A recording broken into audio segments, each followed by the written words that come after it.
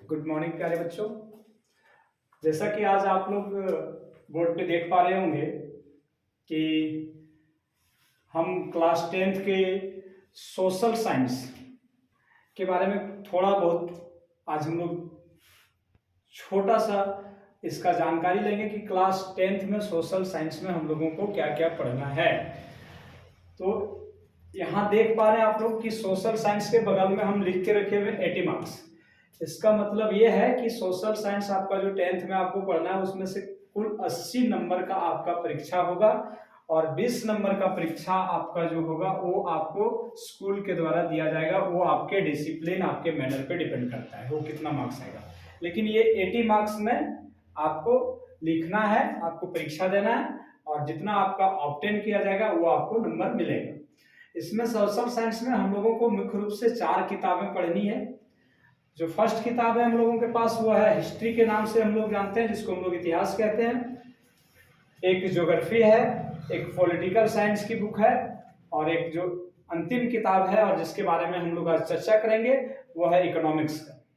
Economics जिसको हम लोग अर्थशास्त्र के नाम से जानते हैं हिंदी में। यदि मैं बात करूं इन चारों विषयों का वेटेज का तो आपका 10वां में लगभग सभी को समान वेटेज दिया जाता है। सभी से लगभग 20 मार्क्स का क्वेश्चन आपसे पूछा जाता है। यदि 20 मार्क्स का क्वेश्चन पूछा जाता है तो इकोनॉमिक्स में आपका टोटल 4 चैप्टर है। इन चारों चैप्टर से जो क्वेश्चंस पूछे जाते हैं वो बहुत ही आसान और सरल क्वेश्चंस रहते हैं। यदि आप उसको थोड़ा सा समझ लेंगे तो हमको लगता है कि आपके सारे मार्क्स बहुत ही सहूलियत से आप अच्छे मार्क्स 20 में से आप 18-19 नंबर प्राप्त कर सकते हैं। क्योंकि इकोनॉमिक्स के जब हम लोग नेचर पढ़ेंगे तो इकोनॉमिक्स में हम लोग समझेंगे कि इकोनॉमिक्स एक साइंस के रूप में सब्जेक्ट है, इसलिए इसमें नंबर्स आपका हिस्ट्री के तरह नहीं कटता है, इसमें आपको नंबर पूरा मिलता है। इसलिए आप प्रयास कीजिएगा कि हम इन बातों को जो भी इसमें बताया जाए उसको समझें और समझ के फिर आप यदि उत्तर देंगे तो आपको नंबर अच्छा मिलेगा। पहला चैप्टर आपका जो पढ़ना है इकोनॉमिक्स में वो है डेवलपमेंट का। डेवलपमेंट में विकास पढ़ना है। इसमें कई तरह के विकास हैं जिसमें मुख्य रूप से हम लोग आर्थिक विकास को पढ़ेंगे। आर्थिक विकास के साथ साथ एक आता है एक मुख्य जो विकास है वो है सस्टेनेबल डेवलपमेंट, यानी इकोनॉमिक डेवलपमेंट के साथ साथ एक सस्टेनेबल डेवलपमेंट को पढ़ेंगे जो मेन कॉन्सेप्ट है इस चैप्टर का। दूसरा है सेक्टर ऑफ इंडियन इकोनॉमिक्स, यानी जो भारतीय अर्थव्यवस्था के क्षेत्र को किन किन क्षेत्रों में बांटा गया है इसके बारे में हम इन लोग इसमें पढ़ेंगे। और इसमें जो 3 क्षेत्र के रूप में हम लोग को जिसको वर्गीकृत करते हैं, primary sector and secondary sector, tertiary sector, जिसको हम लोग प्राथमिक क्षेत्र, द्वितीय क्षेत्र, तृतीय क्षेत्र कहते हैं।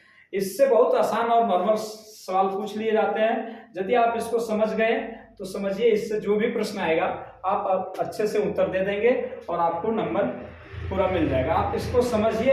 ये आपका जो है ये चैप्टर है वो चारों चैप्टर जो है ये आपको हर एक जगह बहुत काम आने वाली है और एक समझ विकसित करेगा। यदि आप एक अच्छे से समझते हैं तो आपको ये लगेगा कि नहीं मैं भी कुछ इकोनॉमिक्स में जानता हूँ। बहुत ऐसे शब्द इसमें आएंगे जो आपके टोटली देश से रिलेटेड होगा जिससे आप समझ सकते हैं।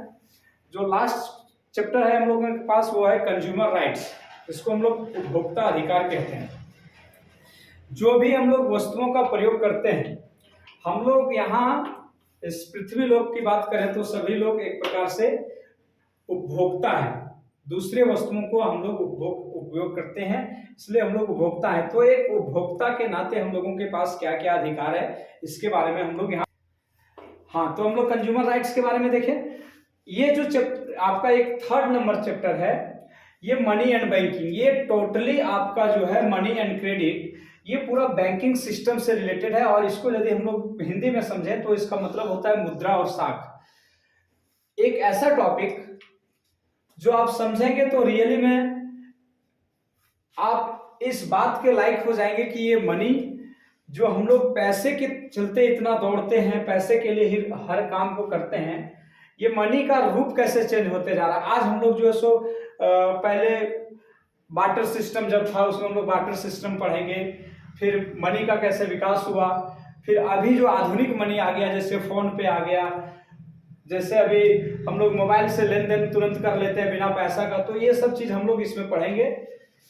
यदि मोटा मोटी तौर पे देखें, हम बात करें तो इकोनॉमिक्स यदि आप पढ़ते हैं और समझते हैं और एक अच्छे समझ विकसित करते हैं, तो जहाँ तक हमको लगता है कि आप एक बहुत अच्छे से समझ विकसित कर पाएंगे। यदि इन चारों चैप्टर को आप डीप एनालिसिस करेंगे तो आपको एक अच्छा सा समझ विकसित होगा और उसके बाद आप इस लायक हो जाएंगे कि एक देश को समझने का प्रयास करेंगे।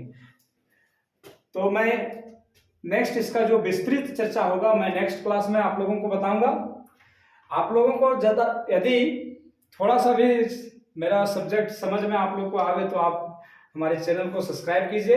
रेगुलर अपडेट के लिए आप बेल आइकन को दबाइए ताकि जब भी मैं नया वीडियो डालूं तो आप लोगों को इसका संदेश मिल सके। मैं नेक्स्ट जो वीडियो डालूंगा वो होगा आपका डेवलपमेंट पे, और इसमें एक जो क्वेश्चन हमेशा पूछता है, ये क्वेश्चन आप कोई भी परीक्षा देने के लिए चल जाइएगा तो इकोनॉमिक डेवलपमेंट में एक सस्टेनेबल डेवलपमेंट का कॉन्सेप्ट आता है जो आपको हर जगह, चाहे एक छोटा परीक्षा, एक नौकरी पुलिस के लिए आप जाना चाहते हैं वहां, आप भारत का सबसे बड़ा अधिकारी आईएएस बनना चाहते हैं वहां भी सस्टेनेबल डेवलपमेंट से क्वेश्चन पूछा जाता है। तो इन सब बातों को जानने के लिए आप चैनल को लाइक कीजिए, सब्सक्राइब कीजिए और शेयर कीजिए अपने दोस्तों के साथ। धन्यवाद।